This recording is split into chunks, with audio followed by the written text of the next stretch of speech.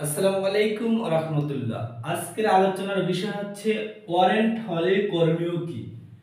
যারা জানেন ভালো, আর যারা না জানেন আজকের ভিডিও আপনাদের জন্য। তবে আমার এই ভিডিও দেখার পরে যদি ভালো লাগে, সাধারণ মানুষের উপকারী মনে হয়, সেক্ষেত্রে অন্য মানুষের উপকারের জন্য আমার এই ভিডিওটা শেয়ার করে দিবেন। এবার চলুন মূল আলোচনায় চলে যাই। আলোচনার মুখ্য বিষয় হচ্ছে ওয়ারেন্ট হলে কি করবেন। এখন এই ওয়ারেন্টটা হতে পারে দুই ভাবে হইতে পারে।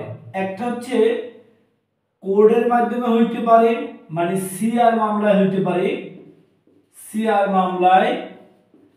আর একটা হইতে পারে জিআর মামলায়। এখন যে মামলায় আপনার ওয়ারেন্ট হোক, আপনাকে অবশ্যই কোর্টে হাজির হইতে হবে। অন্যথায় আপনার অনুপস্থিতিতে যদি বিচার হয়ে যায়, তাহলে সেক্ষেত্রে কিন্তু আপনি অনেক ক্ষতিগ্রস্ত হবেন।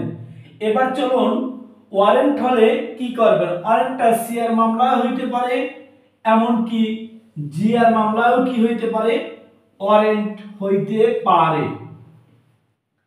তাহলে ওয়ারেন্টের একটা কপি থানায় যাবে।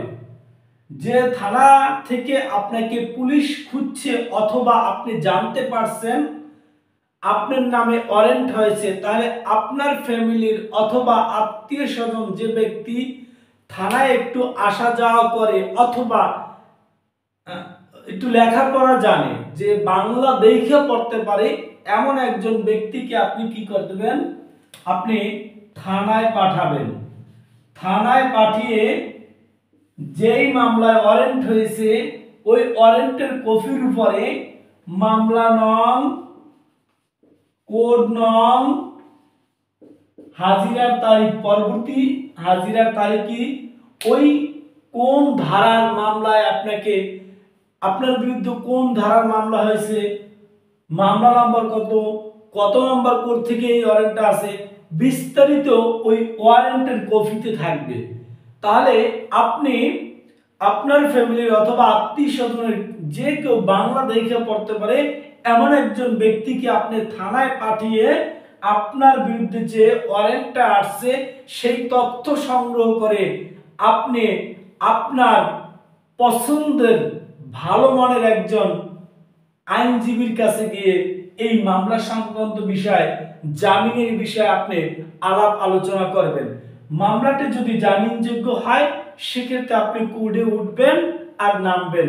আর যদি জামিনযোগ্য না হয়, তাহলে আপনার কারণে কি কারণে ওয়ারেন্ট হয়েছে, আপনি এই মামলা সম্পর্কে কতটুকু জানেন, আপনি উক্ত আইনজীবীর কাছে বিষয়টা খুলে বলবেন, সেটাই আপনার জন্য ভালো হবে। আর যদি আপনার নামে ওয়ারেন্ট হয়, আপনি যদি পালিয়ে থাকেন, এটা আপনার জন্যই ক্ষতিকারক। তাহলে আপনাদের নামে যদি ওয়ারেন্ট হয়, সর্বোপরি এক কথায় যে ব্যক্তি আপনার আত্মীয় স্বজনের মধ্যে বাংলা দেখে পড়তে পারে, ওই ব্যক্তিকে আপনি থানায় পাঠিয়ে দেবেন। তারপর মামলার তথ্য সংগ্রহ করে একজন ভালো আইনজীবীর মাধ্যমে আপনি কোর্টে হাজির হবেন। কিন্তু আপনি যদি পালিয়ে থাকেন, সেক্ষেত্রে আপনারই লস হবে। তাহলে একজন আইনজীবীর মাধ্যমে আপনি কোর্টে সারেন্ডার করবেন। সবাই ভালো থাকবেন, সুস্থ থাকবেন। আল্লাহ হাফেজ। আসসালামু আলাইকুম।